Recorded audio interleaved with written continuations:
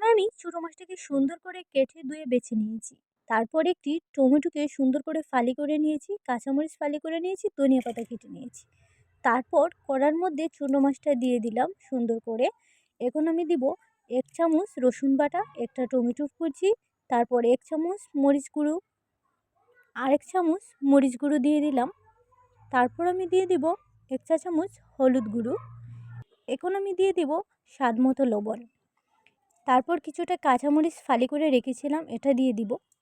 তারপর আমি এটাকে সুন্দর করে অফ ক্যামেরায় ভালো করে এটাকে মেখে নেব। দেখুন আমার মাখানো হয়ে গেছে। এখন আমি অফ ক্যামেরায় লড়াইটা বসিয়ে ২ মিনিট রান্নার পর আমার মাছটা সিদ্ধ হয়ে গেছে এবং টমেটোটাও খুব সুন্দরভাবে সিদ্ধ হয়ে গেছে। তারপরে দেখুন খুব সুন্দরভাবে তেলটাও বেশি উঠেছে। তো আমার রান্নাটা কমপ্লিট হয়ে যাচ্ছে।